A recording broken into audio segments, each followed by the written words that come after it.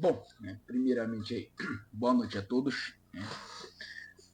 Como vocês estão aí, passaram a semana, espero que bem, né? Prontos aí para a nossa última aula da semana, né? Nas aulas passadas aí, nessas duas aulas passadas dessa semana aí, né?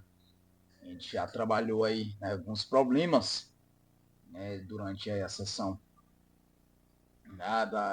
dentro da terapia cognitivo comportamental. Nessa aula de hoje a gente vai para um novo tema, né, das nossas aulas. A gente vai começar a trabalhar um pouquinho a psicopatologia, tá? O intuito de a gente estar começando a trabalhar essa psicopatologia. A gente tem algumas situações, alguns temas que a gente precisa trabalhar, né, antes de a gente entrar aí nas patologias em si, né, e como, né, essas patologias são trabalhadas, né, junto aí com o psicoterapeuta, né, seu paciente, aí, na luz aí da teoria da escola, né, da terapia cognitivo comportamental, certo? Aí antes de a gente entrar dentro da psicopatologia, dentro das situações onde a gente precisa aprender, né, para trabalhar com as patologias, né, a gente precisa entender o processo aí da patologia, entender o processo do diagnóstico, do porquê do diagnóstico, tá? São assuntos aí importantes de a gente entender, né, para a gente começar aí a trabalhar com, né, pacientes com depressão, a trabalhar com pacientes com algumas dificuldades do desenvolvimento, né, patologias do neurodesenvolvimento, né, outras com as psicoses da vida, né, e aí a gente começa aí a entender o processo, né, de como a gente faz uma anamnese, né, de como a gente constrói um diagnóstico, quais são as características, né, diagnósticas do transtorno em si, né, o que é um sinal, o que é um sintoma, tá? Como a gente consegue diferenciar o sinal do sintoma, né? Geralmente é diferente ou é a mesma coisa? Né? É diferente, né? Para quem não sabe, a gente vai trabalhar nas aulas aí, né, da psicopatologia, mas antes de trabalhar, né, essas partes, né, o transtorno em si, a gente precisa trabalhar, né, as funções psíquicas elementares, tá certo?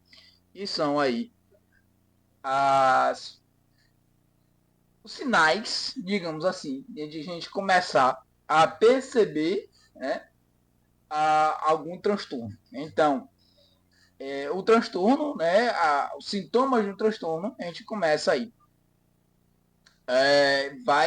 Por exemplo, né, um transtorno aí de atenção e hiperatividade, né, o TDAH. Então, tem funções elementares aí, né, psíquicas elementares, ou também chamado, né, de funções executivas, né, que a gente tem aí dificuldades, digamos assim, né, na atenção em si. Né. A gente vai conversar, né, mas dando um resumo, né, tem vários tipos de atenção, né, então, para esse transtorno, né, a gente precisa saber, né, o que é uma atenção, né, quais são onde está a dificuldade do paciente, tá? Quais são as funções elementares aí, ou executivas, né? Defeituosas, digamos assim, né? Ou com limitações, né? Que a gente precisa adaptar, né? A gente não vai curar, tá? O TDAH ele não tem cura, né? Mas ele tem adaptações, né? O sujeito com, né, TDAH ele tem adaptações para superar essas dificuldades, né, que o transtorno ele pode dar ao paciente, né? Então, essa é a importância aí de a gente estar começando antes de entrar, propriamente dita, aí, nos transtornos, né? No que é um sinal, o que é um sintoma, né? O que é um diagnóstico, né? De como a gente faz um diagnóstico diferenciado, né? Para aí a gente começar a entender esse processo, certo? Dito isso, né? Antes de entrar, né? Na nossa aula de hoje, João, uma pequena introdução, né, antes de entrarmos na nossa aula de hoje. Né? Para quem não me conhece, né, meu nome é Matheus, né, sou psicólogo. Eu estou gravando esses vídeos aí, no entanto, de mostrar a vocês, não só agora, a psicopatologia, né, perdão, né, não mostrar só, né, a terapia cognitivo comportamental, né, como os terapeutas trabalham nessa abordagem, mas também, né, um pouquinho da psicopatologia, dos transtornos que existe, né, de como a gente consegue diagnosticar uma depressão, um TDAH, por exemplo, né, o autismo, né, são aí doenças do neurodesenvolvimento, né, que a gente pode aí estar trabalhando também, né, de como a terapia cognitiva comportamental pode trabalhar aí para ajudar esses pacientes com esses transtornos, tá certo? No mais, espero que vocês tenham aí uma boa aula, né? Eu possa aí estar ajudando vocês nesses temas, né? Antes de assistir essas aulas, né? Se é o primeiro vídeo que você está assistindo, eu sugiro aí que vocês venham assistindo os anteriores, né? Para entender um pouquinho das funções básicas, né? Da TCC. Né? A gente já trabalhou essas funções básicas da TCC, né? A introdução à terapia comportamental e as técnicas principais que a gente tem aí do básico, tá certo? E a gente vai aprofundar para os transtornos em si nas próximas aulas, tá certo? E sem mais delongas, a gente inicia a nossa aula após a nossa vinheta.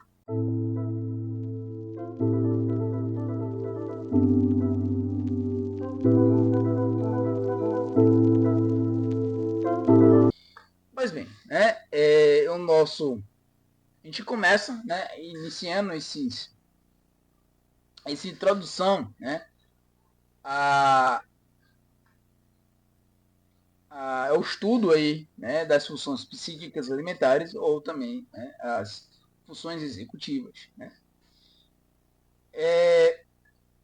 Antes de a gente entrar, né, propriamente dito, a gente vai fazer algumas advertências, né? São limitações aí da psicopatologia, né? Das funções psíquicas, certo? Apesar de ser absolutamente necessário o estudo analítico das funções psíquicas isoladas e das suas alterações, né, nunca é demais ressaltar que a separação, né,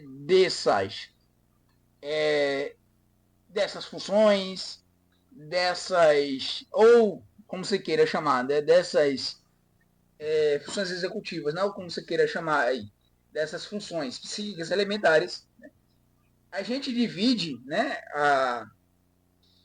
por exemplo, de a gente aprender, né, a concentração, a atenção, a memória, né, entre outras funções elementares, né, separadamente, mas é só para o entendimento de vocês, né, mas a estrutura em si, né, pense como uma estrutura, né, de um funciona com o outro, né, digamos assim, é um ajudando o outro, né, então a gente não tem uma boa, por exemplo, a gente não tem uma boa memória se a gente não tem uma boa atenção, se a gente não tem uma boa consciência, tá certo? Então, a é como se fosse uma pirâmide, tá certo? Pensa na pirâmide, né? Então, a base central de uma pirâmide, né, que a base é a concentração, tá certo? Acima da concentração vem as outras funções, né, elementares que fazem com que essa estrutura complexa, né, funcione de forma correta. Né? As nossas funções executivas funcione de formas corretas. Então, assim, a gente separa só para de forma didática, né? Para você conhecer, né? De você entender, ficar mais fácil de entender. Então, sem não, sem a consciência não tem a atenção, sem a atenção não tem a memória, sem a memória não tem a linguagem, né? E assim sucessivamente. Tá certo? Então a gente vai separar para ficar mais fácil o entendimento de vocês. Certo? Dito isso, né? Trata-se então de apenas estratégias de abordagem, né? Como a gente já falou, da vida mental. Né? Que, por um lado, ela é bastante útil, né? Para entendimento de vocês, mas também, por outro lado, um tanto arriscada, né? Pois pode suspeitar enganos e simplificações inadequadas. Ela é útil porque, né, permite o estudo mais detalhado e aprofundado de determinados fatos da vida, né? Psíquica, mental, psicológica, né? Arriscada aí. Por quê? Facilmente se passa perdão, a acreditar na autonomia desses fenômenos como se fossem uns objetos naturais, digamos assim. Né? Com o passar do tempo, na prática clínica diária, né, passa-se inativamente a crer que a memória, a sensopercepção, a consciência do eu, a vontade, a afetividade, entre outros, né, são áreas autônomas e naturais, separadas uma das outras e com uma vida própria. Né? Então, como a gente está já falando, né, não existe essas funções psíquicas isoladas. Né? Então, a pessoa, ou seja, a pessoa em sua totalidade, né, que adoece. Então, assim, é um conjunto de coisas, né, que se uma coisa não está funcionando bem, consequentemente, né, uma outra estrutura vai dar sinais, né, de uma patologia, digamos assim, né, como a gente já falou na introdução da aula, como exemplo, né, um sujeito que tem uma dificuldade de atenção, né, pode aí estar gerando o transtorno do TDAH, né, que é o transtorno de atenção e hiperatividade, né? Então assim, dentro dessa patologia, né, você tem duas funções executivas aí defeituosas, digamos assim, a a atenção, né? E consequentemente, se a gente não tem atenção, a gente não tem memória, tá? Então, assim, se a gente não tem uma boa atenção, uma boa percepção do estímulo que está vindo de um determinado situação, de um determinado assunto, consequentemente a gente não vai ter um bom armazenamento desses dados, né? A gente não vai ter a memória, né? Então a gente não tem memória do que a gente não sabe, né? A gente não tem memória do que a gente não viu. É como se a gente não visse um conteúdo, né? Digamos assim. Então a gente não tem essa percepção, né? Que é necessária para você ter a decodificação aí dessas informações, né? Tendo essa decodificação, a gente tem a memória. Tá? Decodificou, vai para lá para nossa memória, lá no hipocampo, certo? Além disso, né, de tudo isso que a gente está comentando, já foi falado, né, Vygotsky, né, que é um psicopatólogo, né, ele diz, né, que a psicopatologia deve ser sempre, né, e necessariamente estudar o homem na primativa solidariedade interhumana. Né, que isso quer dizer? Né? A psicopatologia ela é impreterivelmente uma ciência, né, há pelo menos duas vozes, né, no mais 10 vezes polifônica, né, fundamentada em determinado encontro de pelo menos dois seres humanos. O que conta não são os sinais e sintomas, mas, sobretudo, o fundo mental e interhumano do qual eles procedem, né, e no qual se realizam, né, e que, afinal, determina a sua significação, o seu sentido. Essas funções, né, perturbadoras, dando continuidade aí ao que a gente estava falando, fazem prescindir esses transtornos subjacentes, né, ligados à personalidade inteira, tá? Atingida na sua estrutura, né, e em seu modo de existir. Né? A psicopatologia geral dos manuais de Minkowski critica, né, crítica, né, seria apenas a descrição mecânica e irrefletida dos sintomas, né, um exercício classificatório vazio, né, sem indicar o essencial, ou seja, a classificação, a significação dos fenômenos. Há, portanto, né, em psicopatologia, uma relação dialética, né, fundamental entre o conhecimento elementar, né, e o do global, da exerção das estruturas básicas em estruturas totalizantes, as quais redimensionam, né, consequentemente, o estudo, o sentido das primeiras. Finalmente, né, Eson Beller, né, quem adverte sobre o perigo comportamentalizador de qualquer psicopatologia. O que ele fala? Em um ato psíquico, apenas pode ocorrer uma separação teórica, não uma separação real, entre as distintas qualidades psíquicas de que se trata. Na observação e descrição do mundo das manifestações psíquicas e psicopatológicas, tendemos muito a fragmentação. Né? Descrevemos funções psíquicas singulares, como sensação, percepção, atenção, memória, pensamento, juízo. Né? Se reunimos esses fragmentos, ficamos com a impressão de que a vida psíquica pode ser compreendida como um mosaico a partir de uma soma de manifestações isoladas.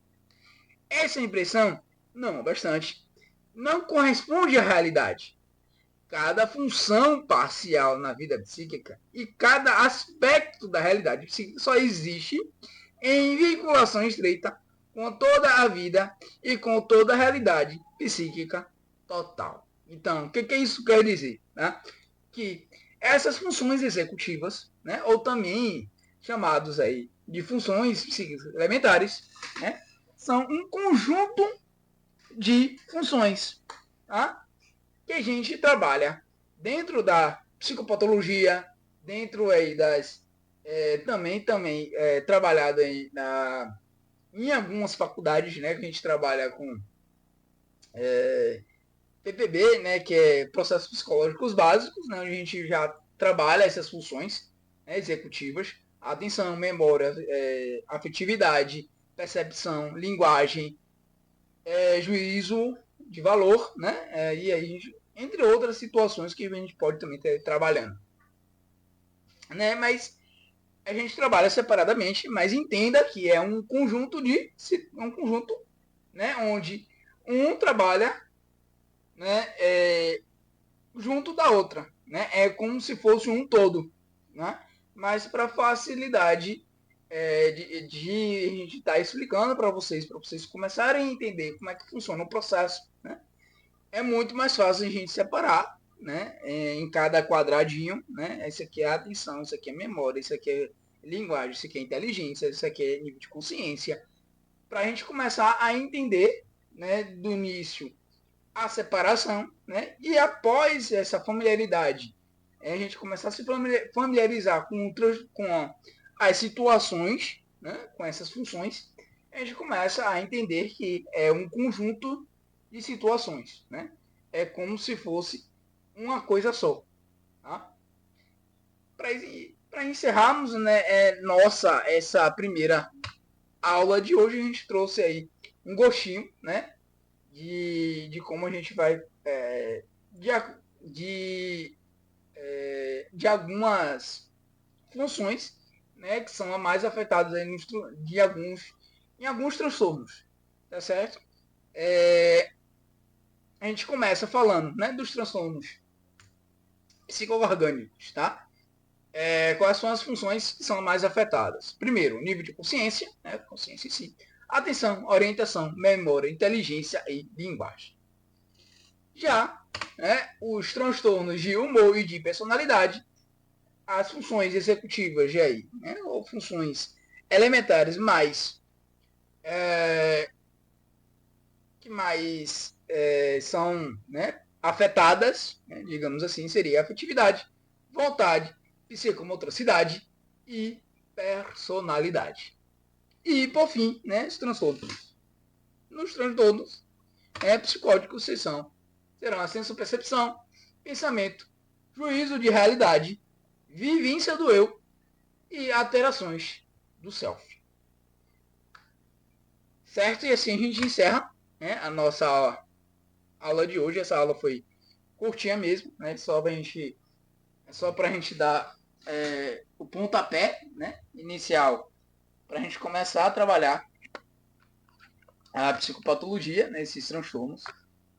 E vocês vão entender, né, quando a gente começar a falar das patologias em si, a gente vai começar a relembrar, né, e vocês vão relembrar, né, e começar a entender do porquê, né, de a gente estar trabalhando, né, essas funções executivas. A gente vai começar a perceber que, né, essas funções executivas, aí a gente começa a entender, né, de como, né, essas funções executivas aí estão atreladas, né, ao motivo desse sujeito ter umas determinadas transtornos. Tá certo? Deixo aí meu e-mail, né, para vocês entrarem em contato comigo. Esse e-mail que vocês entrem em contato comigo, tirar dúvida, sugestões, fazer sugestões de novos vídeos, curiosidades que vocês tenham, né, novos vídeos que vocês tenham curiosidades que queira, né, que eu traga, né, e essa é a forma que vocês têm para entrar em contato comigo, a gente ter esse diálogo, né, mais perto. No mais, né, espero que vocês tenham gostado dessa aula, né, tenha minimamente entendido o processo. Né? É uma introdução, né, não ainda a gente não entrou no conteúdo em si, né, só um gostinho para vocês verem que a gente vai ser trabalhado nessas aulas de agora, né, nessas próximas aulas da próxima semana, tá certo? No mais, né, desejo a vocês, né, um bom final de semana, uma semana, né, e nos encontraremos na próxima aula. Uma boa semana e até a nossa próxima aula. Fui!